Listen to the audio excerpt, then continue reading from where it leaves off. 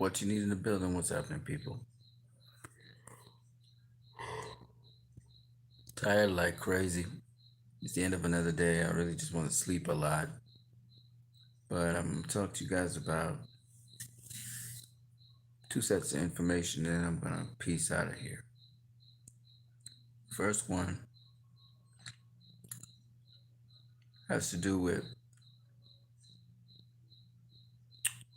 Errol Spence and Danny Garcia's Mount Rushmore of welterweights, who they have in their estimation as the top welterweights that they, respect and look to and that kind of stuff, right?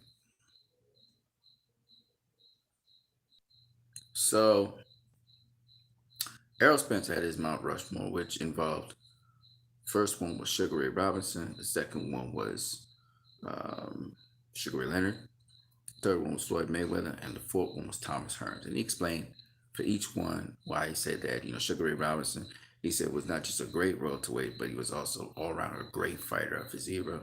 He said that with Sugar Ray Leonard, he just liked Sugar Ray Leonard, his style, his killer instinct. Floyd Mayweather, for his era, the best of his era, all around skills and abilities. And he said for Thomas Hearns, skinny dude, wiry frame, but he could hit like a Mack truck. That was his four top Mount Rushmore welterweights. With respect to Danny Garcia, he had himself as the first and highest ranked Mount Rushmore welterweight. Then I think the next guy was it Roberto Duran? No, it wasn't Roberto Duran. It was Felix Trinidad, fellow Puerto Rican like himself. Felix Trinidad. And then the third one was Roberto Duran, and the fourth one was Floyd Mayweather. And he explained himself. He said that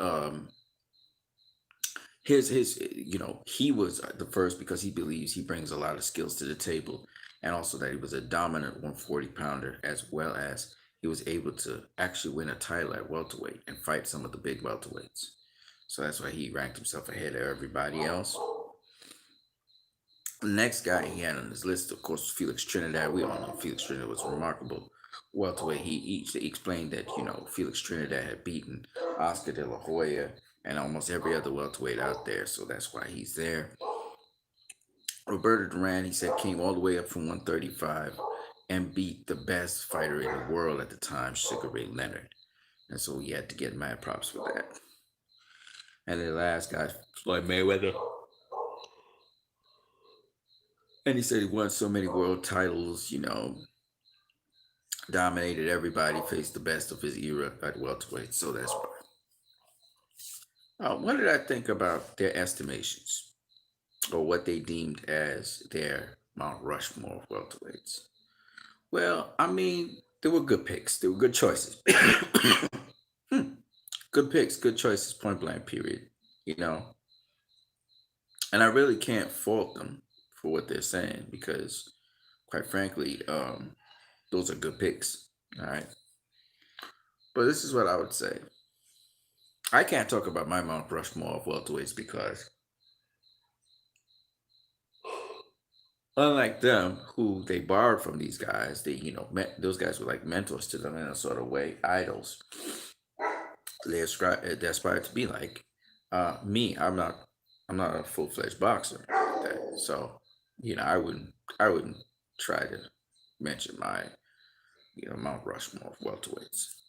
But I would say special mention should be made to Manny Pacquiao, who has accomplished quite a lot of welterweight um, fighters like Felix Trinidad, which Danny Garcia mentioned, and other remarkable welterweights like Jose Napoles, Carmen Basilio, Emil Griffith, um, Kid Gavilan, Mickey Walker, um, Barbados Joe Walcott.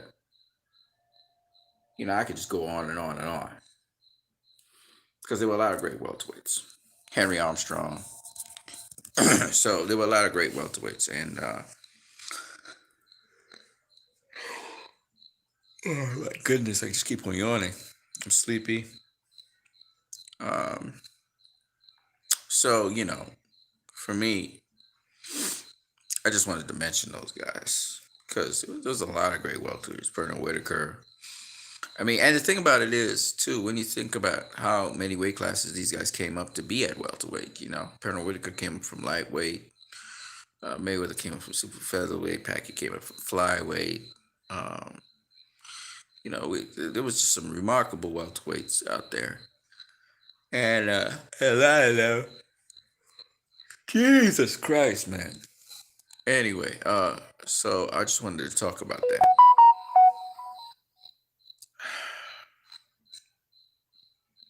I just don't get it, man. There's just so much crap that goes on. Now, with respect to, oh, sleepy. Anyway, with respect to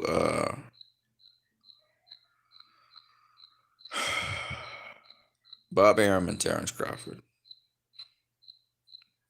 let's talk a little bit about that. How many times will I yawn on camera? God damn it, man. All right, Bob Arum anyway, and Terrence Crawford.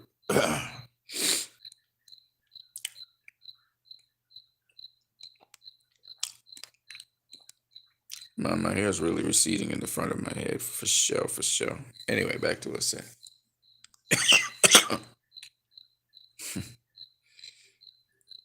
Okay, so Bob Arum made some really disingenuous statements about Terrence Crawford. And, the thing about his statements about Terrence Crawford is that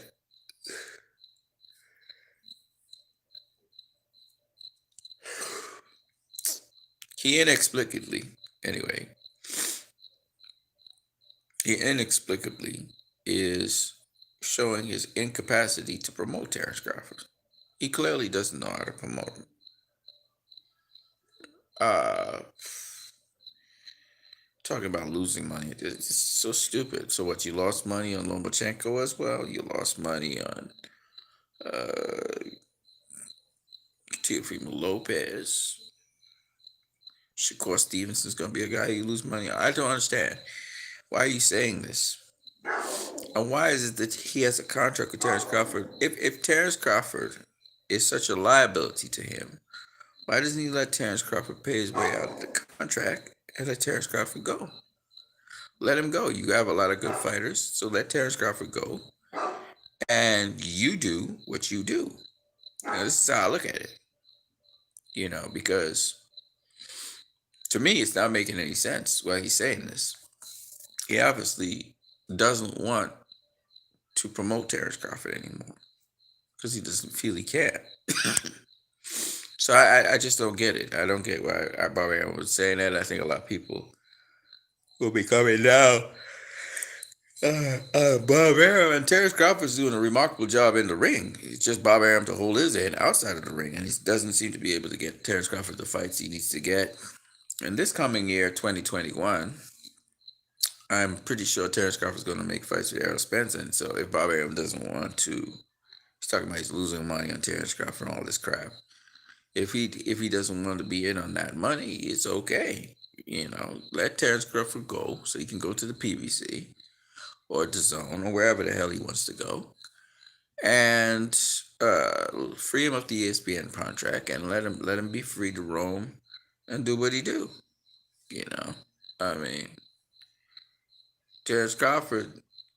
Sean Porter's talking about he wants to face Terrence Crawford as well, expressed his desire as well. So I don't understand why, or